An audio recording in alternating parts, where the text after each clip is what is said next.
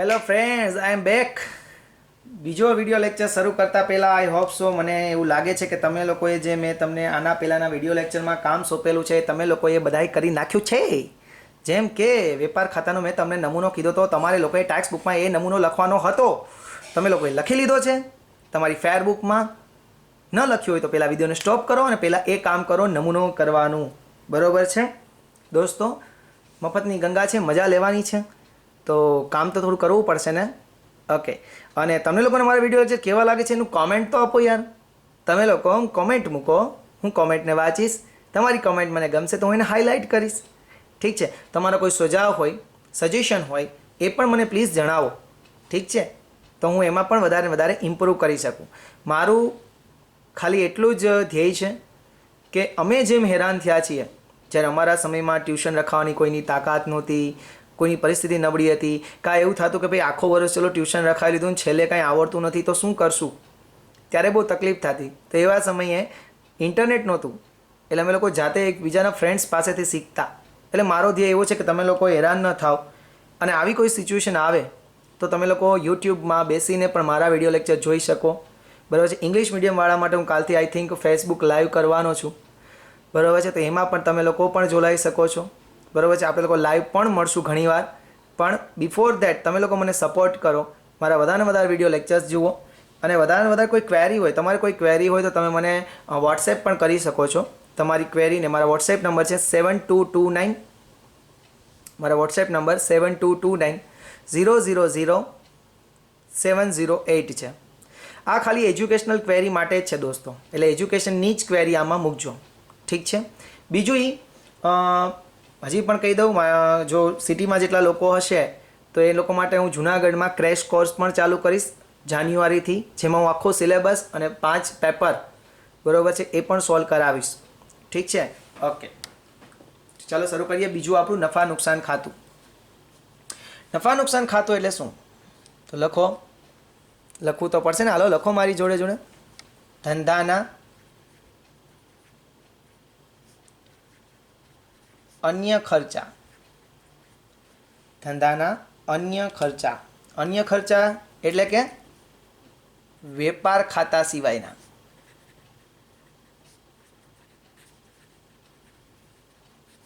ધંધાના અન્ય ખર્ચા વેપાર ખાતા સિવાયના. બરોબર છે? ધંધાનું નુકસાન તથા ધંધાની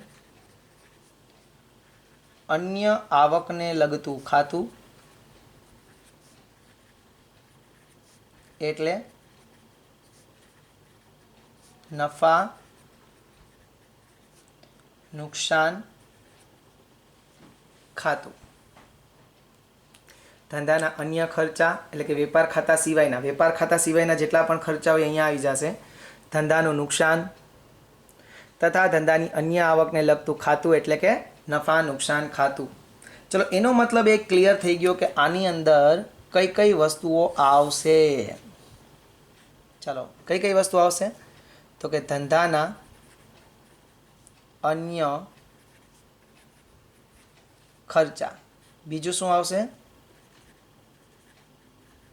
ધંધાનું નુકસાન. અને ત્રીજું શું આવશે? ધંધાની અન્ય આવક. આટલી વસ્તુ આવશે. ધંધાના ખર્ચા, ધંધાનું નુકસાન અને ધંધાની અન્ય આવક. ઠીક છે?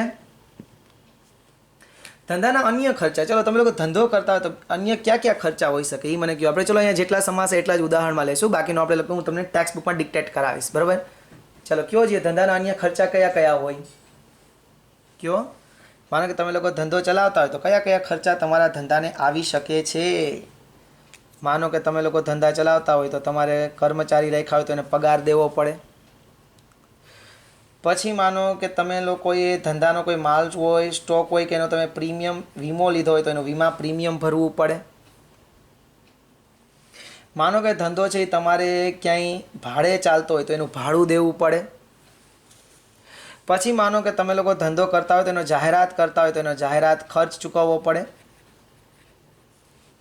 જાહેરાત ખર્ચ, બરાબર છે. પછી માનો કે તમારો ધંધો છે જ્યાં ચાલતો હોય ત્યાં ઇલેક્ટ્રિસિટી બિલ આવે છે અને વીજળી ખર્ચ કહેવાય. જો આ વીજળી ખર્ચ ધંધાનો છે ને ઓલો કારખાનાનો હતો, એટલું યાદ રાખજો, બરાબર છે. પછી માનો કે તમારો ધંધો હોય એની પાસે મિલકત હોય તો મિલકત પર ઘસારો લાગે. માનો કે તમે લોકો કોઈને વટાવ આપો છો, રોકડ વટાવ, આપેલ વટાવ, બરાબર છે. તો આવા ઘણા બધા ખર્ચા, બરાબર છે.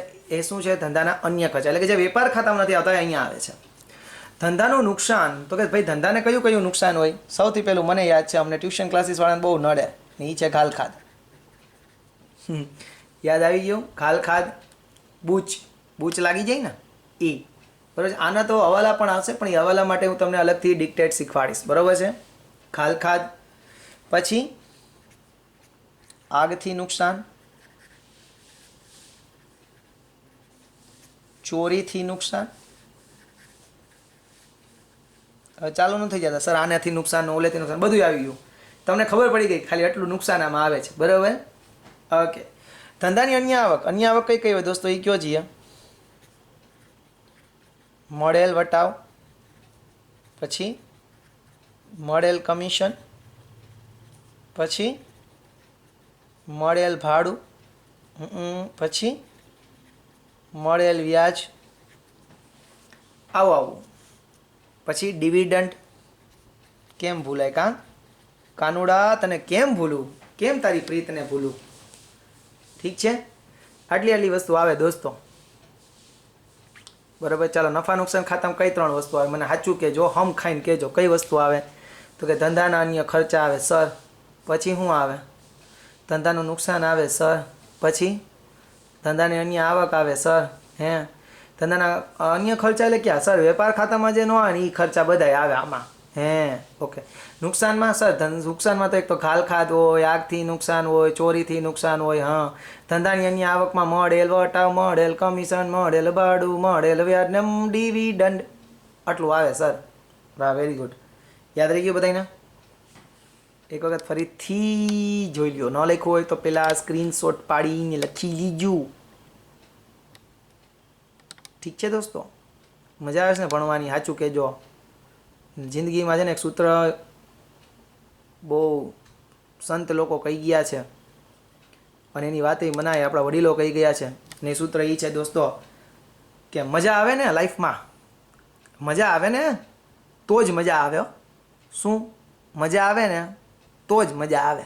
એટલે મજા કરતી રહેવાની, પણ કેમાં? ભણવામાં, બીજી રીતે નહીં, બરાબર. દાંત કાઢોમાં. ચાલો, હવે પેજ નંબર 4. સર હવે આનોય નિયમ હશે, આપણે આનોય નિયમ હશે. નિયમ તો હોય ને ભાઈ. ચાલો, નિયમ લખો. નફા નુકસાનનો નિયમ. નફા નુકસાન ખાતાનો નિયમ. નફા નુકસાન ખાતાનો નિયમ.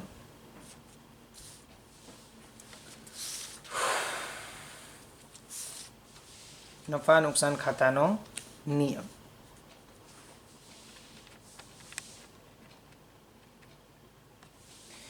દોસ્તો, where there is a will there is a way. લખી લો, લખવું હોય તો. Where there is a will there is a way. Gujarati થાય મન હોય તો માળવે જવાય. ઇંગ્લિશના પેપરમાં નિબંધ લખો ને ત્યારે આવા સૂત્ર લખાય, કહેવતો, પ્રોવર્બ્સ. મન હોય તો માળવે જવાય. Where there is a will there is a way. Where there is a will there is a way. મન હોય તો માળવે જવાય. તમારે એકાઉન્ટમાં 100માંથી 100 લેવા જ ન હોય તો હું ગમે એટલું ભણાવું, શું ફાયદો થાય? તમારે શિક્ષક ક્લાસમાં ભણાવે, શું ફાયદો થાય? કાંઈ ન થાય ભાઈ.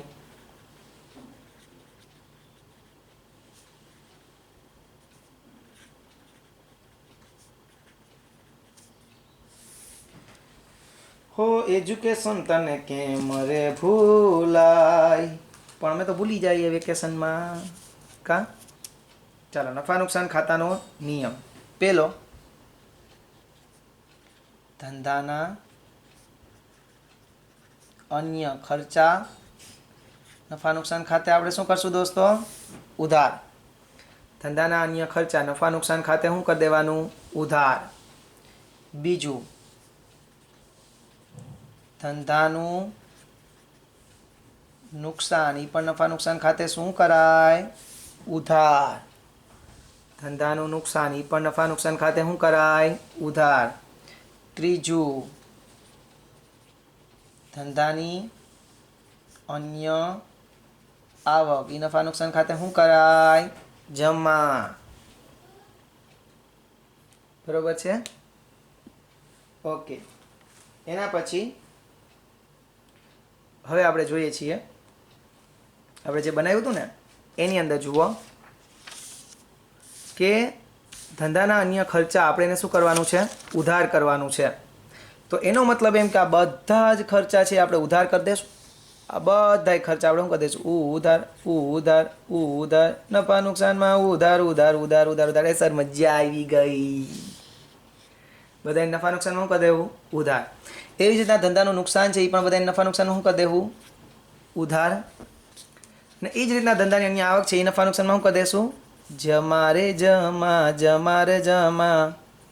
આયા હે રાજા લોગો રે લોગો. અરે રાજા કે સંગ સંગ ઝૂમલો ઝૂમલો.